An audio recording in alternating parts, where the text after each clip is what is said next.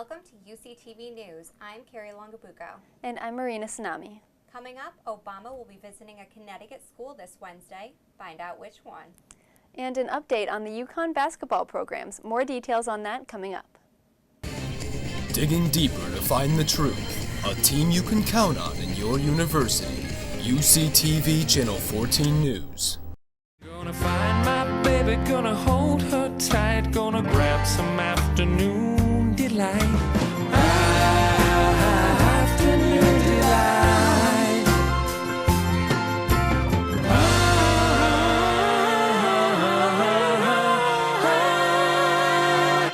Afternoon delight.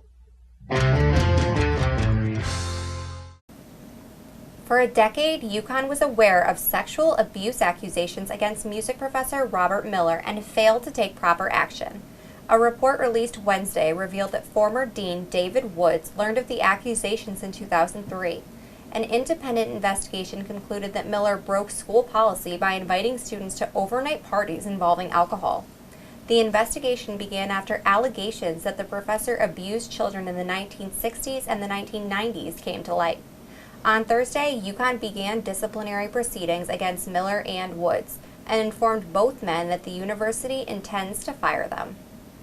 Governor Malloy announced Saturday that President Obama will speak at Central Connecticut State University in New Britain on Wednesday in order to gain support for his proposal to raise the minimum wage from $7.25 to $10.10.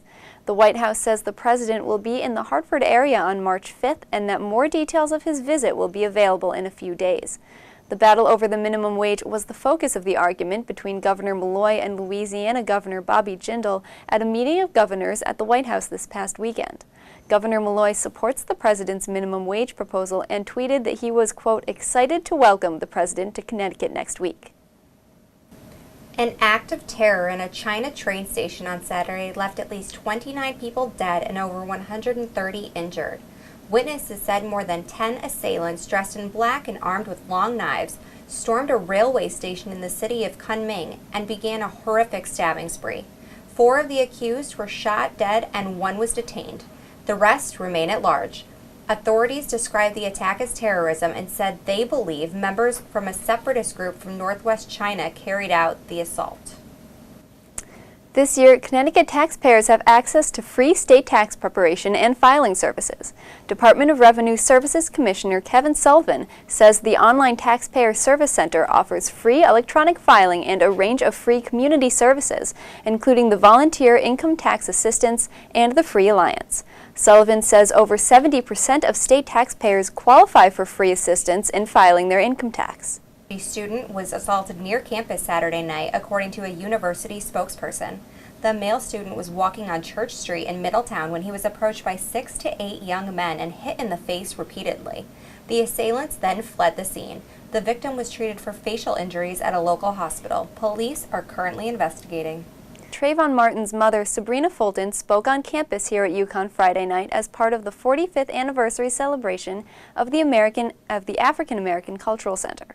Fulton noted in her speech that it is a good thing that Connecticut does not have a similar stand your ground law like the one in Florida that led to the controversy surrounding her son's death in February 2012. Fulton's goal is to repeal stand your ground laws across the country.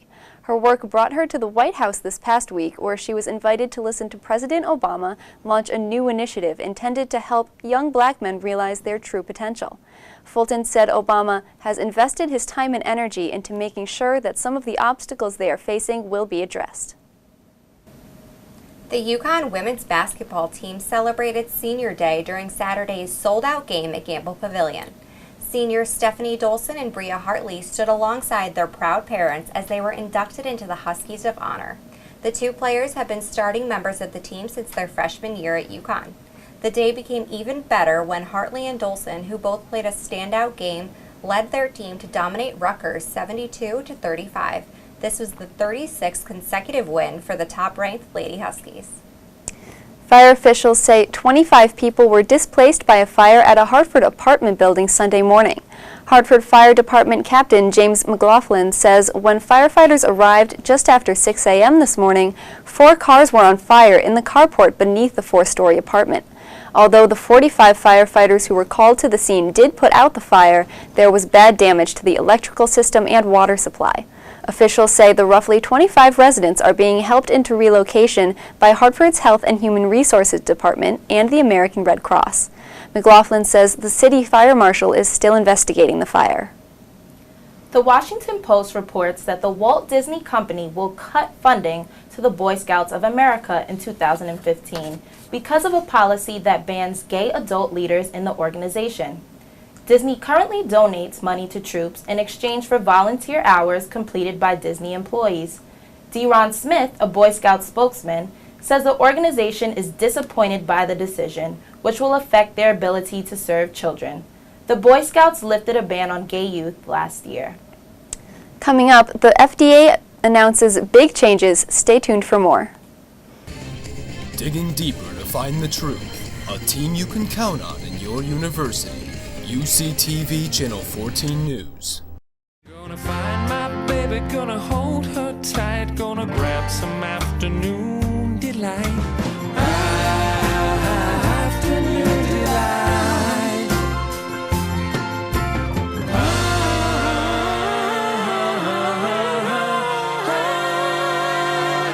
Afternoon delight.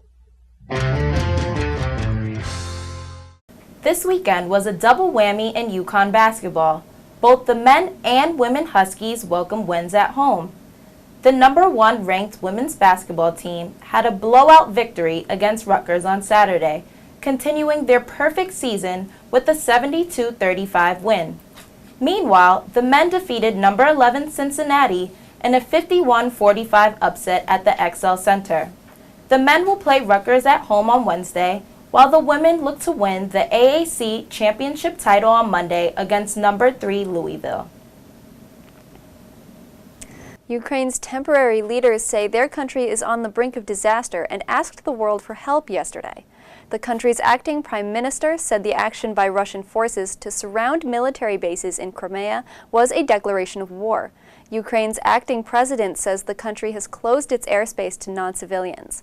Earlier on Sunday, Ukraine's National Security Council ordered that the country's forces be combat ready. Yale University has much to be proud of after last night's Academy Awards. Lupita Nyong'o, who graduated from Yale's School of Drama 2 years ago, won the Best Supporting Actress Oscar for her role in 12 Years a Slave. In her acceptance speech, the actress thanked the prestigious Connecticut University for her training. She wasn't the only Bulldog to take home an Oscar. Robert Lopez, a 1997 Yale grad, won the award for Best Original Song for Let It Go, a song from the movie Frozen. 2014 was the 86th year of the Academy Awards. Coming up, the latest on Aaron Hernandez. More details just ahead. Digging deeper to find the truth. A team you can count on in your university. UCTV Channel 14 News. Gonna find my baby, gonna hold her tight, gonna grab some afternoon delight. Afternoon delight.